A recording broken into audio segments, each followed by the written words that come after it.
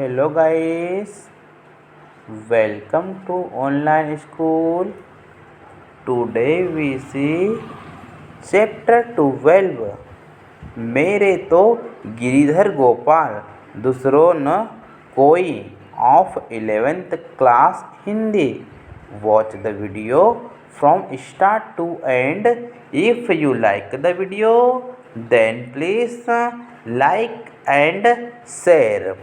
आइए हम चैप्टर 12 मेरे तो गिरिधर गोपाल दूसरों न कोई का सॉल्यूशन कर लेते हैं. ठीक है, इसमें हम पहले क्वेश्चन आंसर डिस्कस कर लेते हैं. फर्स्ट क्वेश्चन दिया गया है, मीरा कृष्ण की उपासना किस रूप में करती है, वह रूप कैसा है. ठीक है, मीरा कृष्ण की उपासना किस रूप में करती है, वह रूप कैसा है. ठीक है, तो आइए हम इसका आंसर देख लेते हैं. मीरा श्री कृष्ण को अपना सर्वस्व मानती है. ठीक है, मीरा श्री कृष्ण को अपना सर्वस्व मानती है.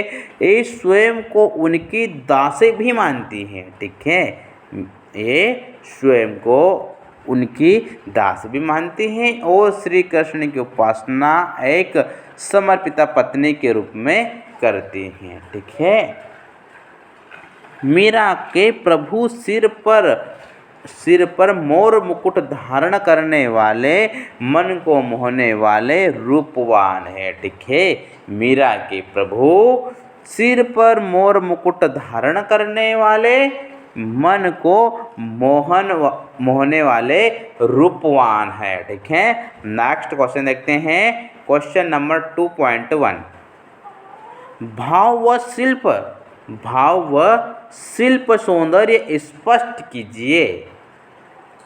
अंशुवन जल सिंची प्रेम बेली बोई.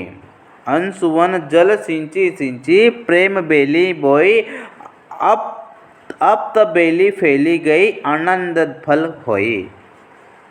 इसका आंसर देख लेते हैं. भाव शब्दार्थ में, भाव सौंदर्य में ये पंक्तियाँ कृष्ण भक्ति कवयित्री मीराबाई द्वारा रचित हैं. इन पंक्तियों में मीरा की भक्ति अपनी चरम सीमा पर है. ठीक है, भाव सौंदर्य में है ये पंक्तियाँ कृष्ण भक्त कवयित्री मीराबाई द्वारा रचित हैं. इन पंक्तियों में मीरा की भक्ति अपने चरम सीमा पर है.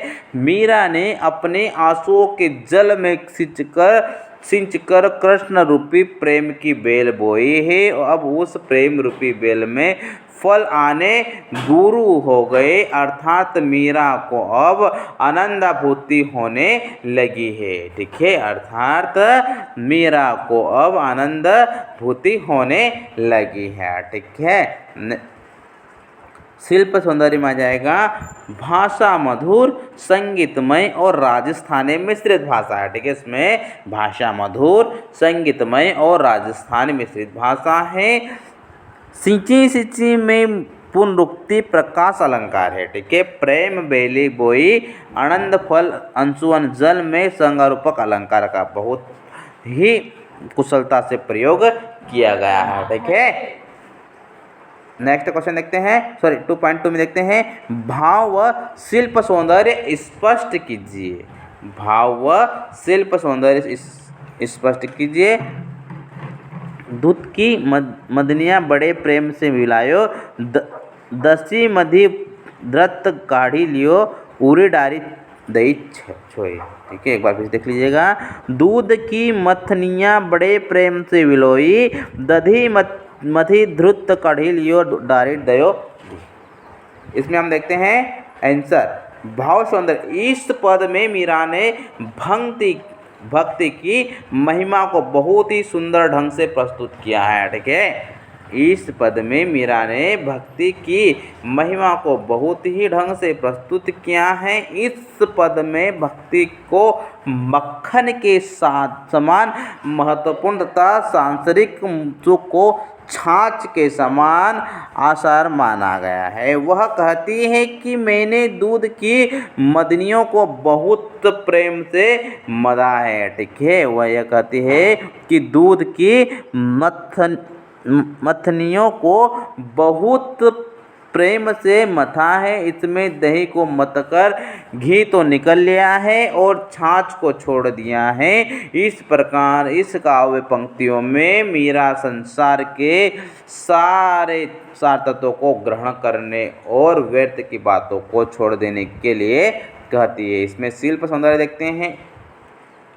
शिल्प सौंदर्य में आ जाएगा भाषा मधुर है, संगीतमय और राजस्थान मिश्रित भाषा है, पद भक्ति रस के परिपूर्ण है और घी और छाछ शब्द प्रतीकात्मक रूप में लिए गए हैं। दूध की मथनियाँ छोई में अन्योक्ति अलंकार है। ठीक है, नेक्स्ट क्वेश्चन देखते हैं। क्वेश्चन नंबर 3, लोग मीरा को बावरी क्यों कहते हैं? लोग मीरा को बावरी क्यों कहते हैं? इसका आंसर आ जाएगा लोग उन्हें बावरी कहते थे। ठीक है, लोग मीरा को बावरी कहते थे क्योंकि मीरा कृष्ण में अपनी सूध बूध खो चुकी थी। ठीक है, मीरा कृष्ण में अपनी सूध बूध खो चुकी थी। कृष्ण की भक्ति के लिए उन्होंने राज परिवार को भी त्याग दिया था। उसके इस कृत्य पर लोगों और परिवार वालों ने उसकी भरपूर निंदा की, परंतु मीरा तो सब सांसकता को त्याग कर कृष्ण की अनन्य भक्ति में रग चुकी थी। ठीक है, कृष्ण की अनन्य भक्ति में रम चुकी थी। मीरा की अनन्य कृष्ण भक्ति की इसी पराकाष्ठा के बावलेपन की संज्ञा दी गई है। ठीक है, नेक्स्ट क्वेश्चन देखते हैं। क्वेश्चन नंबर 4, विष का प्याला राजा भेजा पीवत मीरा हंसे, इसमें क्या व्यंग्य छिपा है? इसका आंसर देखते हैं। मीरा की कृष्ण भक्ति के कारण उसके पति परेशान रहते थे। ठीक है, मीरा की कृष्ण भक्ति के कारण उसके पति परेशान रहते थे। उन्हें अपनी कुल की मर्यादा खतरे में मालूम पड़ती थी, अतः उन्होंने मीरा को मारने के लिए जहर का प्याला भेजा और मीरा ने भी उसे हंसते हंसते पी लिया। परंतु कृष्ण भक्ति के कारण जहर मीरा का कुछ न बिगाड़ पाया। ठीक है, परंतु कृष्ण भक्ति के कारण जहर मीरा का कुछ न बिगाड़ पाया। इस तरह यहाँ पर विरोधियों पर व्यंग्य किया गया है कि कुछ भी क्यों न कर ले। ठीक है, कि वे कुछ भी क्यों न कर ले, ईश्वर भक्ति करने वालों का बाल भी बाका नहीं कर सकते हैं। ठीक है, ईश्वर की भक्ति करने वालों का बाल भी बाका नहीं कर सकते हैं। ठीक है, नेक्स्ट क्वेश्चन देखते हैं। मीरा जगत को देखकर रोती क्यों है? मीरा जगत को देखकर रोती क्यों है? इसका आंसर देखते हैं। मीरा संसार में लोगों को मोह माया में जकड़े हुए देखकर रोती है। मीरा संसार में लोगों को मोह माया में जकड़े हुए देखकर रोती है। मीरा के अनुसार संसार के सुख दुख ये सब मिथ्या हैं। ठीक है, मीरा के अनुसार संसार के सुख दुख ये सब मिथ्या हैं। मीरा सांसारिक सुख दुख को आसार मानती है। उसे लगता है कि किस प्रकार लोग सांसारिक मोह माया को सच मान बैठे हैं और अपने जीवन को व्यर्थ गंवा रहे हैं और इसी कारण वे जगत को देखकर रोती है। ठीक है, नेक्स्ट क्वेश्चन देखते हैं। क्वेश्चन नंबर 7, लोक लाज खोने का अभिप्राय क्या है?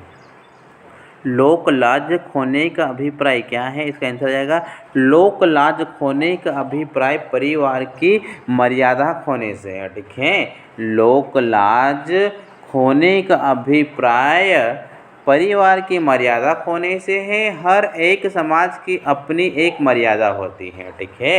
हर एक समाज की अपनी एक मर्यादा होती है और जब कोई व्यक्ति इसके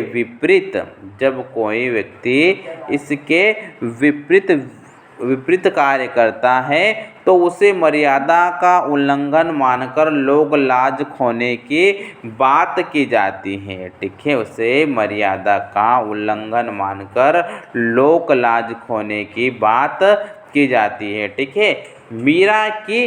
मीरा का विवाह राजपूताना परिवार में था। राज परिवार से संबंधित होने के कारण वहाँ महिलाओं को अनेक प्रथाओं का